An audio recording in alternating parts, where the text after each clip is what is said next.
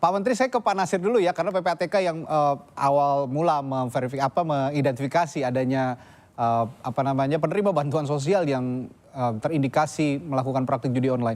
Saya ke Pak Nasir. Pak Nasir, bagaimana sebenarnya awalnya PPATK ini mengidentifikasi sekitar 500.000 lebih penerima bansos yang terlibat judi online ini? Apa metodologi pencocokan yang dilakukan, metodologi pencocokan datanya?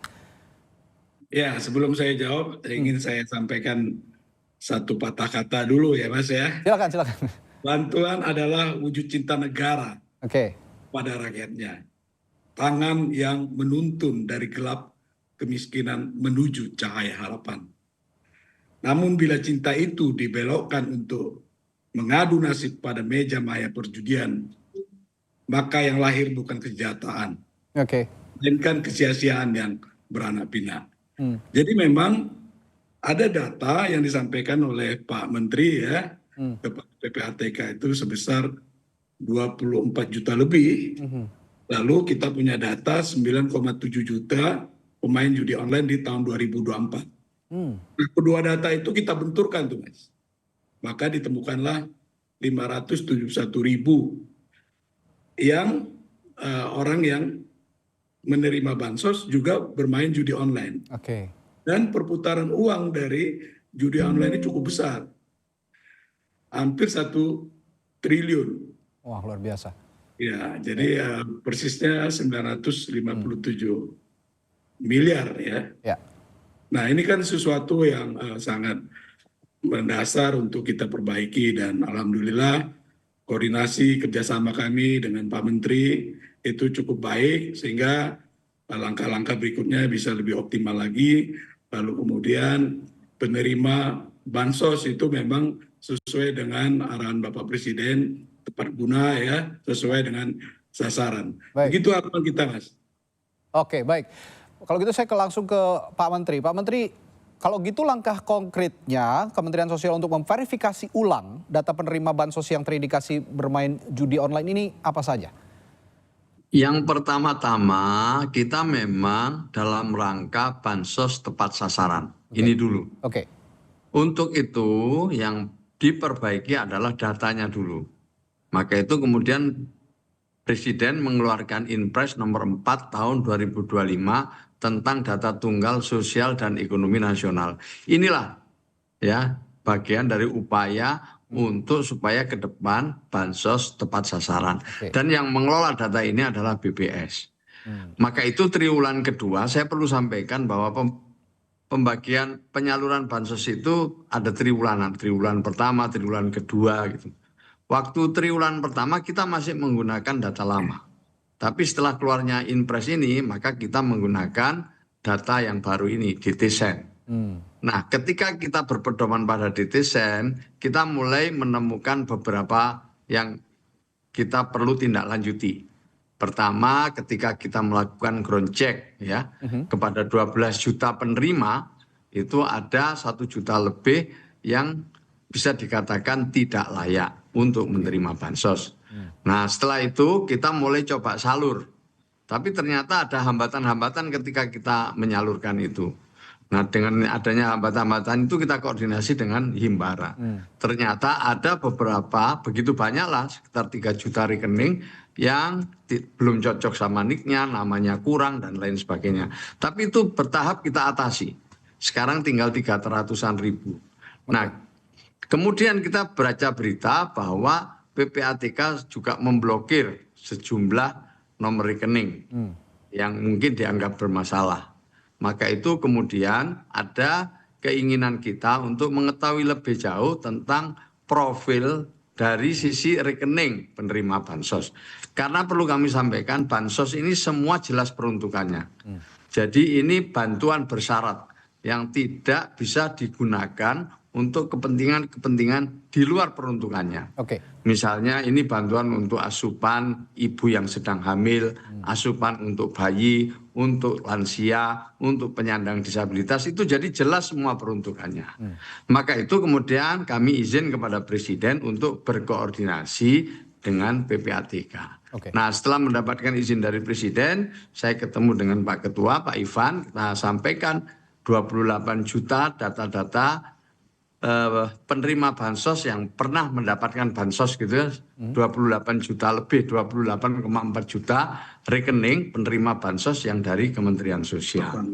Nah, supaya kita nanti bisa memperoleh suatu gambaran yang lebih utuh tentang penerima bansos, karena penerima bansos ini ada yang juga sudah 10 tahun, 15 tahun gitu.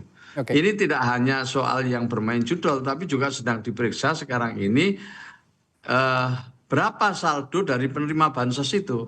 Kalau nanti ada yang lebih dari 5 juta, 6 juta, 3 juta misalnya, itu pun juga sudah perlu untuk dilakukan pendalaman. Nah, ini adalah temuan pertama dari PPATK yang akan kita tindak lanjuti. Kita akan jadikan bahan untuk evaluasi terhadap semua penerima bansos kita. Baik, ini saya tertarik juga dengan pernyataan Pak Menteri tadi. Pak Menteri, saya setuju juga kalau Kementerian Sosial melakukan profiling begitu profiling ulang ya kepada para anggota penerima bansos begitu, warga yang menerima bansos. Karena menurut saya soal judi online ini juga masalah perilaku. Terkadang mereka layak menerima bansos, tapi perilaku yang menyimpang inilah yang menyebabkan mereka akhirnya bermain judi online meskipun dengan dana yang terbatas atau uang yang terbatas. Nah, bagaimana Anda juga Pak Menteri melihat atau melakukan profiling yang tepat begitu, memberikan bantuan sosial ini kepada orang yang benar-benar berhak menerima dengan perilaku-perilaku yang saya sebutkan tadi? Iya, yang pertama sekali lagi basis kita adalah data. Makanya datanya terus diperbaiki, datanya terus dilakukan pemutakhiran setiap 3 bulan sekali. Ini salah satu cara kita.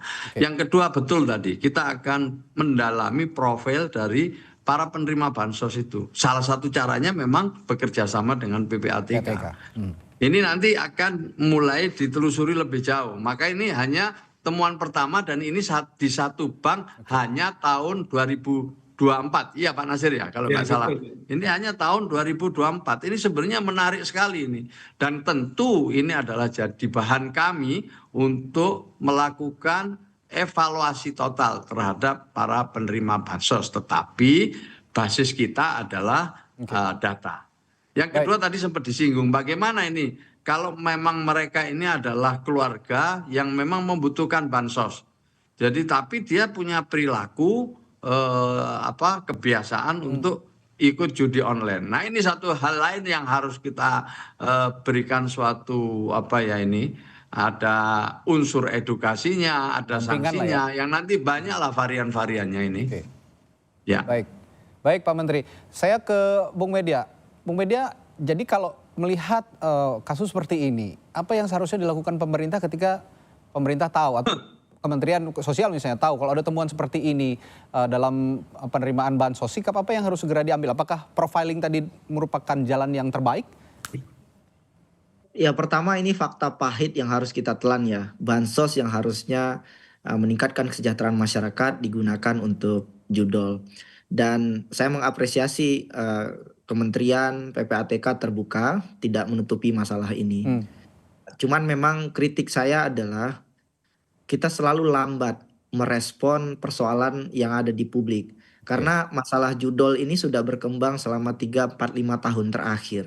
Dan ketika judol digunakan dari bansos itu sebetulnya datanya sudah ada dari sejak beberapa tahun yang lalu.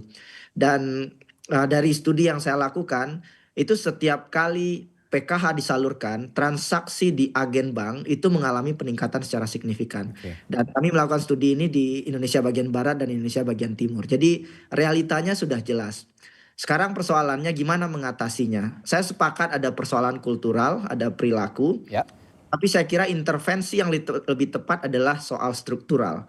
Karena kalau kultural mungkin pendamping perlu diperkuat. Pak Menteri juga pasti sangat paham bagaimana kompleksitasnya. Tetapi menurut hemat saya secara struktural dan jangka pendek ini yang harus dikejar. Yang pertama jelas penegakan hukum.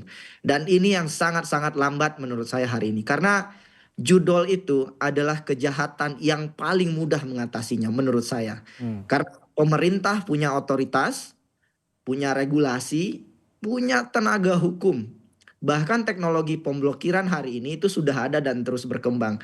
Jadi jika dioptimalkan sebetulnya pemblokiran situs judi itu bisa dilakukan dengan cepat terlepas dari segala kompleksitasnya. Jadi menurut saya langkah jangka pendeknya adalah penegakan hukum. Karena kalau tidak, yang terdampak hari ini itu adalah masyarakat rentan. Kita nggak bisa salahkan masyarakat rentan. Ekonomi hari ini sedang susah. Masyarakat mau minjam ke bank juga repot, pinjol juga mengerikan, dan akhirnya melakukan judol. Jadi ini langkah-langkah yang mudah-mudahan bisa direspon dengan cepat oleh pemerintah. Saya terus terang menunggu, Mas. Pidato Pak Prabowo mengatakan berantas judi online. Tapi hari ini kita belum mendengar itu, atau mungkin saya belum mendengar itu dari Pak Prabowo. Itu yang mungkin saya kira juga perlu didorong hari ini. Saya kembali ke Pak Nasir. Ini karena PPATK punya kewenangan untuk memantau langsung rekening-rekening yang ada di masyarakat begitu ya, termasuk penerima bansos.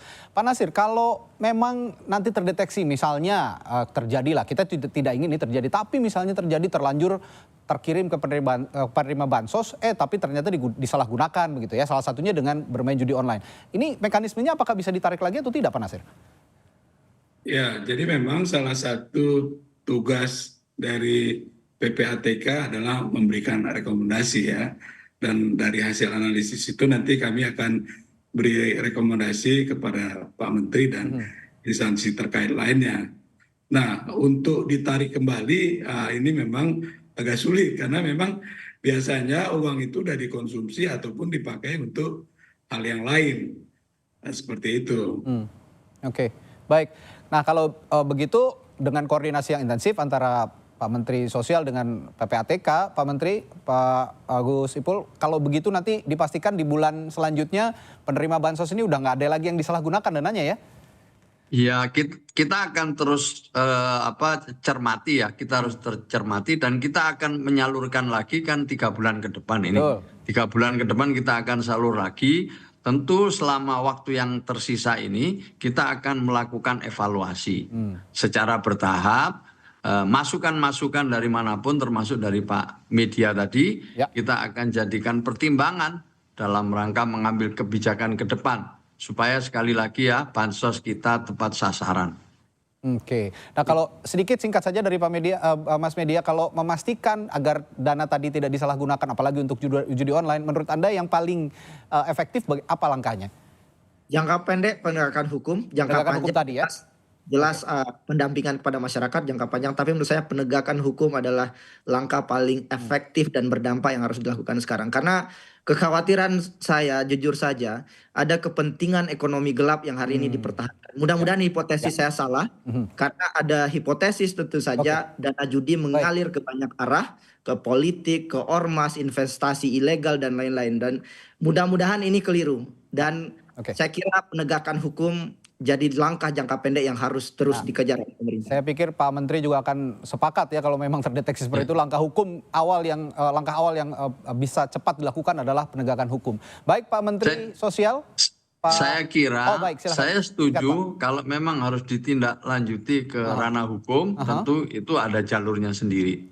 Ya itu ada jalur sendiri. Tapi bagi kami yang utama ini adalah bagaimana supaya mereka yang tidak berhak, mereka yang melakukan pelanggaran ini benar-benar juga dapat sanksi dengan tidak mendapatkan bansos lagi. Salah satu caranya adalah keterbukaan. Maka saya terbuka aja, saya tidak ada yang akan kita tutup-tutupi, kita evaluasi. Tadi sudah saya sampaikan, ada penerima bansos itu yang sampai 15 tahun. Bahkan ada yang 20 tahun. Ini memang perlu untuk dievaluasi. Dan ini saya temukan setelah saya mendapatkan mandat dari Presiden sejak dilantik untuk mempelajari dengan sungguh-sungguh data-data penerima bansos itu. Baik, ini jadi langkah awal yang baik sebenarnya, koordinasi intensif antara Pak Menteri juga dengan Pak PPATK sehingga nanti kejadian-kejadian seperti ini ya tidak akan terulang kembali. Terima kasih Pak Menteri Sosial telah meluangkan waktunya, Pak Saifullah Yusuf. Terima kasih. Tim Humas PPATK Pak Nasir Kongah dan Direktur Kebijakan Publik Selios Media Wahyudi Askar telah berbagi pandangan sampai Indonesia. Sampai jumpa lagi, selamat malam Bapak-Bapak.